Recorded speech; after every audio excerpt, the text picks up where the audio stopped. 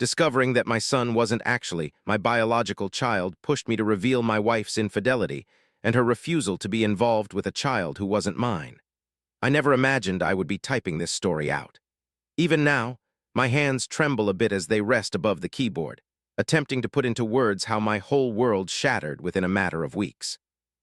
How can you describe the instant you find out that the child you've adored and raised for half a decade isn't biologically related to you? How do you begin to understand that your marriage was constructed on a base of deception? The revelation didn't come as a complete surprise, like a bolt of lightning. When I look back, there were small hints that I hadn't paid attention to or disregarded, little remarks here and there. There were moments of uncertainty when folks would comment about how little my son resembled me. "He must take after Sarah's family," I'd say with a chuckle. If I'd only known how true that statement was and how much it would hurt. Sarah and I had been married for 6 years and together for a total of 9 years. We connected in our mid-20s at a housewarming party hosted by a mutual friend. She was full of life and smart, with this talent for making everybody around her feel like they were the most important person in the world. Our early relationship felt like a flurry of shared dreams and passion. We were married in under 2 years, and not too long after, she was expecting, and I believed the baby was ours. I still recall vividly the day she told me she was pregnant. It was a Sunday morning, and we were in the kitchen. Pancakes were on the griddle, as usual for our weekend ritual. She walked in, the pregnancy test clutched in her hands, her eyes brimming with happy tears. I embraced her tightly, my spirit taking flight with all the things that could be. During the next 7 months, we were consumed with getting ready for our son's arrival, decorating the nursery together, bickering good-naturedly about names, and going to every doctor's appointment, always together. I was present for every moment, beginning with the very first ultrasound and right through to the last push in the delivery room. For half a decade, I was the father to a gorgeous, active little boy named James. I showed him how to ride a bike, kissed away his scraped knees, read him stories before bed, and treasured every "I love you" that came from his innocent words. He was everything to me. He was my future, my continuation. Or at least I believed that. The first question arose during a normal doctor's visit. James needed to have some blood drawn, and the doctor mentioned something about his blood type that didn't really make sense when compared to Sarah's and mine. At first I dismissed it, but the idea kept returning, growing like a dark cloud in my thoughts until I couldn't simply ignore it. I went online and bought a home paternity test. It sat in my desk drawer for 3 days before I got myself to actually use it. The procedure was straightforward. A cheek swab for each of us, taken when James was brushing his teeth one morning. He thought it was a game, giggling as I touched the swab to the inside of his cheek. The sound of my son's giggles like a playful "tickles, Daddy" still echoes in my mind. That memory continues to torment me. The findings, delivered by email, came about 14 days earlier. I was by myself, sitting in my home office when I finally opened the email. My hands were shaking as I tapped on the link. The cold, medical wording did nothing to make it easier to take. It said something about the possibility of paternity, and it was 0%. It stated that the man supposedly involved wasn't the child's biological father. I kept rereading those words, wishing they would somehow change. The room started to spin, and I felt like I was going to throw up. Everything I believed about my existence, my loved ones, my marriage, it all shattered at that moment. The last half a decade replayed in my head like a film, but every single memory was now colored with questions and deception.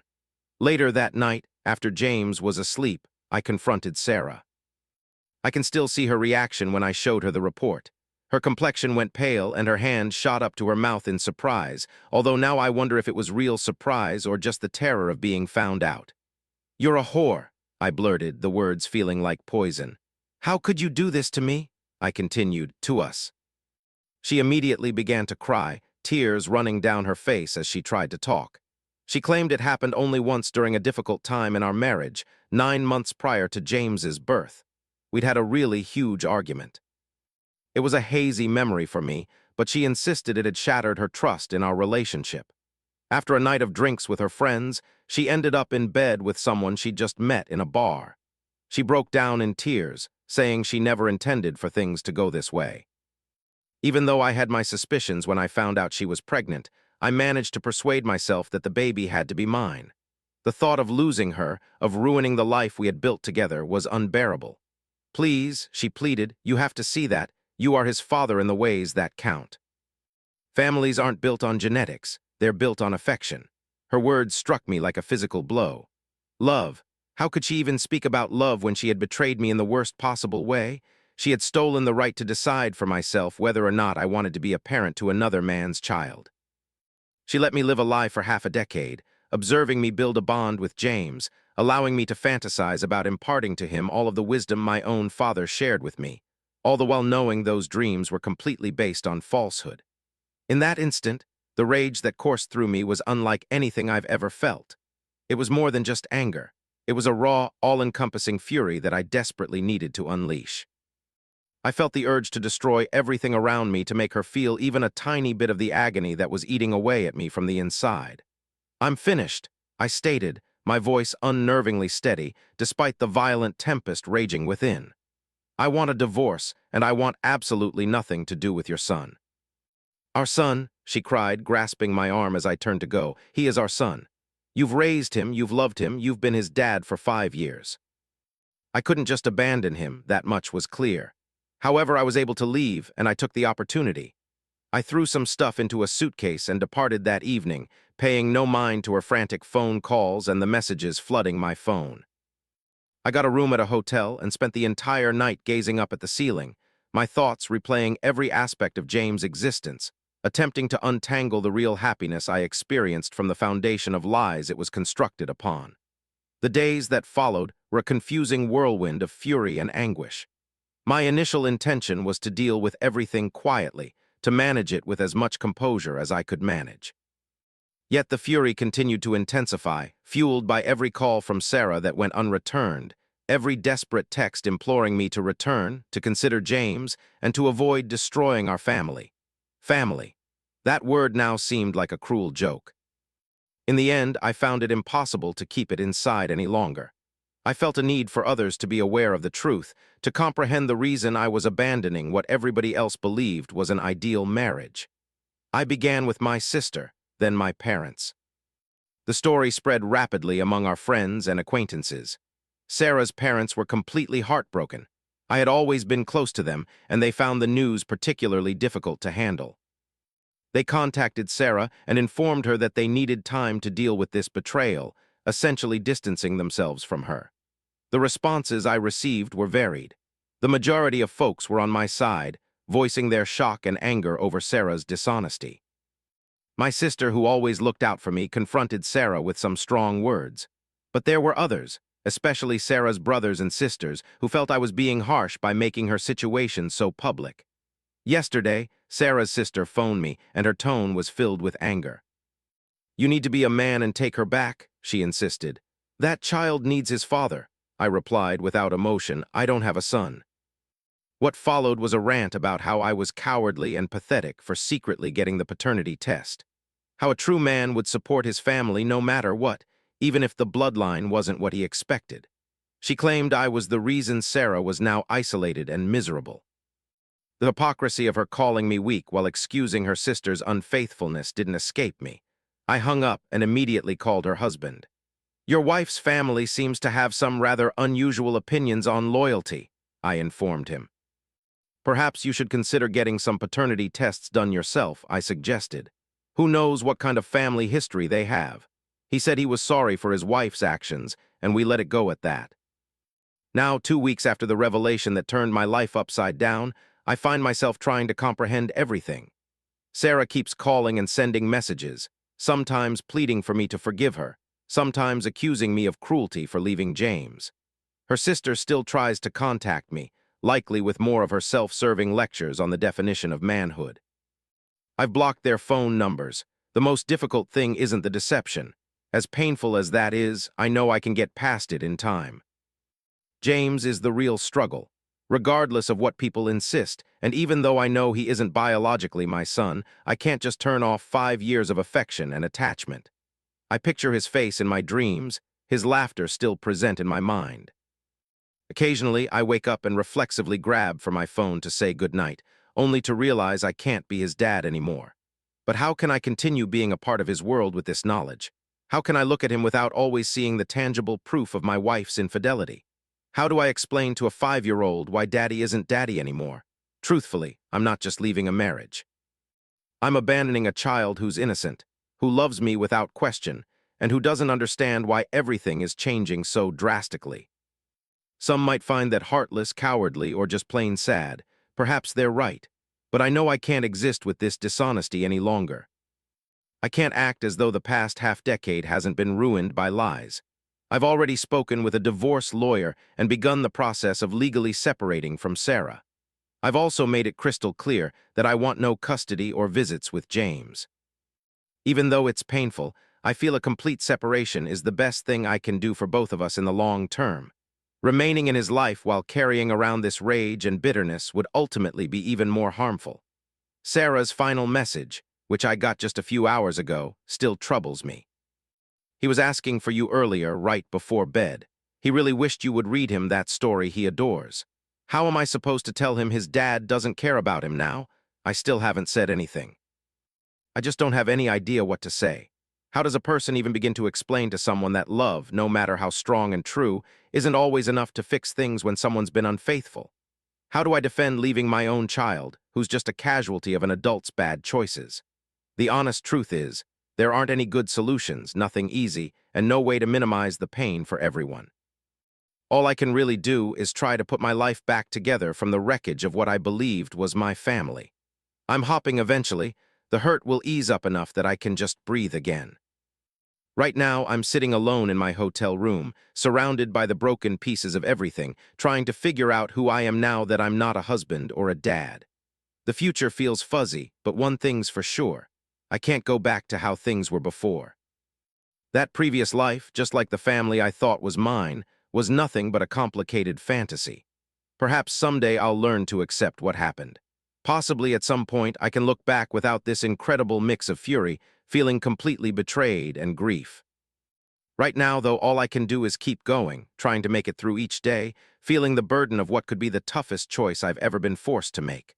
The sun is going down outside, signaling the close of another day in this new world I'm navigating. I'm seeing my lawyer again tomorrow. That next day, I'll take another stride towards formally ending my marriage. Also tomorrow, I will keep striving to understand how to live with the decisions I've made. However, tonight, I let myself recall James's laughter one last time before I make myself stash those memories where they can no longer cause me any pain.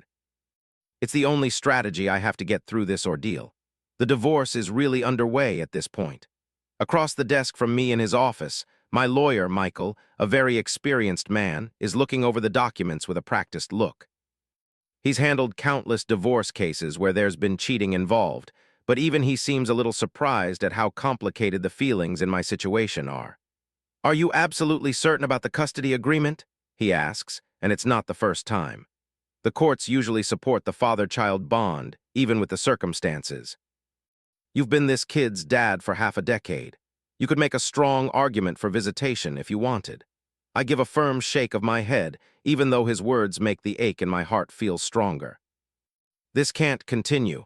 I have to make a clean cut. As part of the divorce agreement, I'm giving up all my rights and duties as a parent. Even saying the words is awful, but I push them out anyway. My phone vibrates in my pocket. Another message from Sarah, I'm sure. I haven't looked at any of them for a few days now, yet I know they are accumulating. At times, late at night, when this hotel room feels incredibly lonely and the quiet is oppressive, I consider reading them. However, I realize it would just rip open wounds that are just starting to heal. My job has become my escape, though my output isn't what it normally is. My boss, once he found out what's happening, has been unexpectedly kind.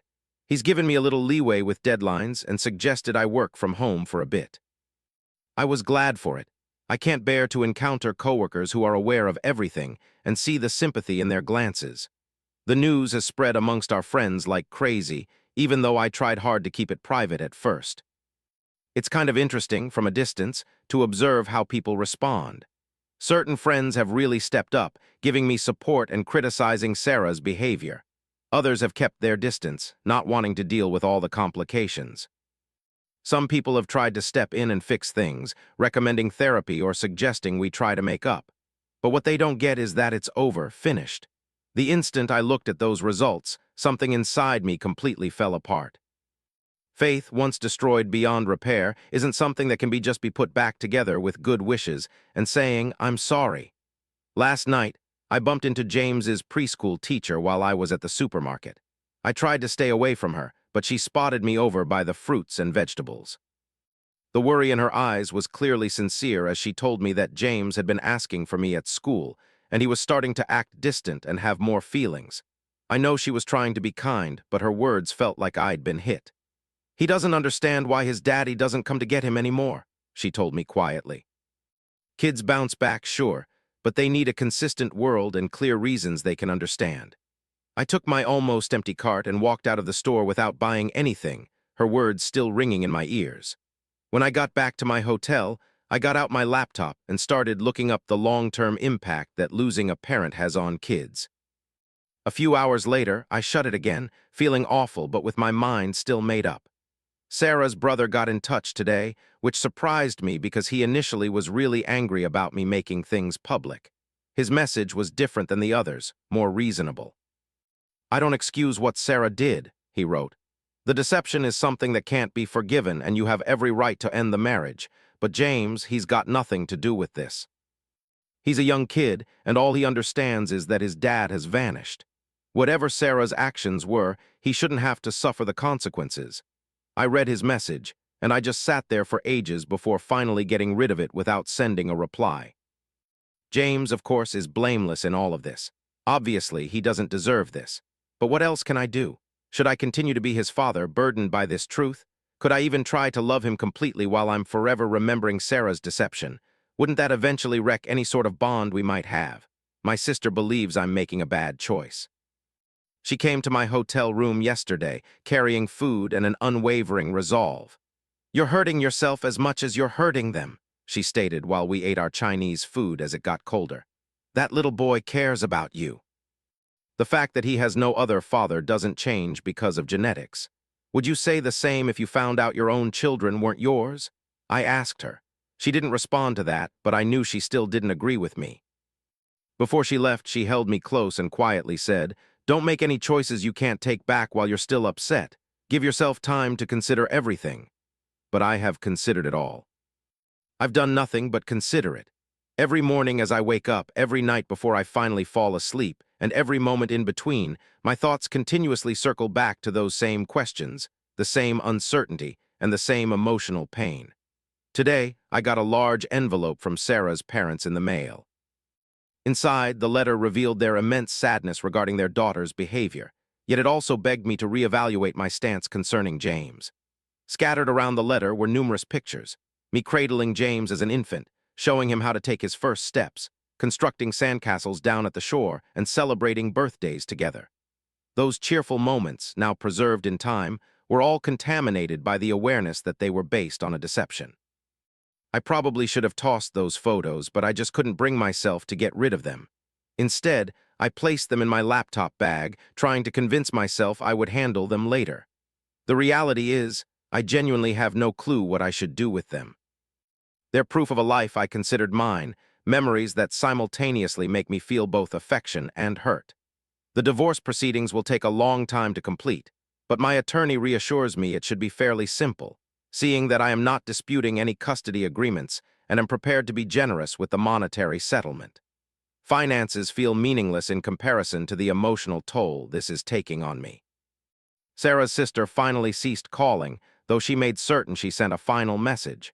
"You'll spend the rest of your days regretting this decision.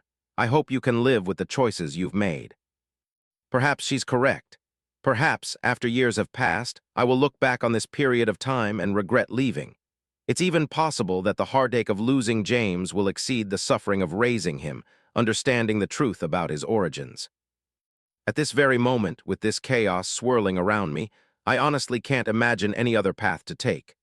I began seeing a counselor, more because I had to than because I wanted to.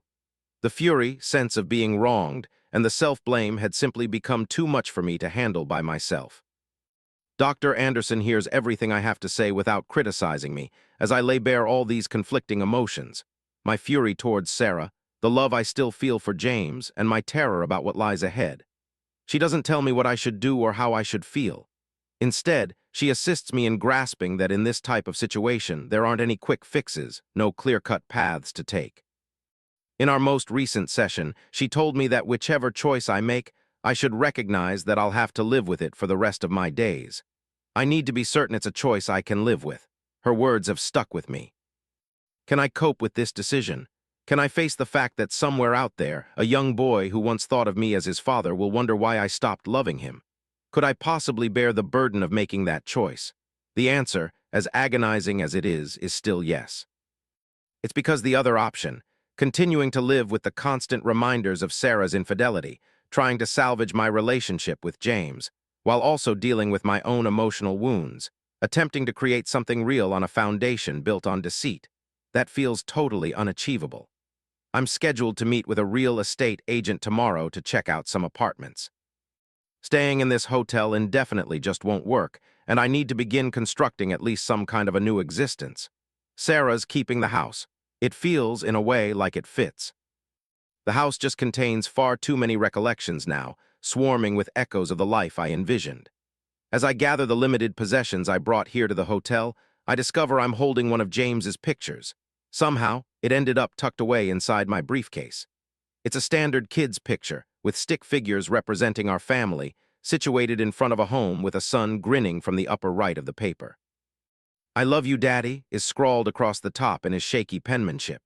Carefully, I fold up the drawing and put it with the snapshots of Sarah's folks. Possibly in the future, when the pain is less intense, I will be able to look at them without feeling as though my heart is being ripped to shreds. Perhaps sometime down the road, I'll make peace with this choice. But at the moment, I just keep pushing forward, going one step at a time, moving ahead the only way I know how, by completely cutting myself off from the life I thought was meant for me and beginning again from the very start. It's not a joyful conclusion, but honestly, genuine life hardly ever has those. The sun is going down on another day in this new reality of mine. The next day will introduce more hurdles, tougher choices, and more periods of uncertainty, but I have made up my mind, and now I have to live with it, whether things get better or worse. Sarah's sister's words still linger in my thoughts.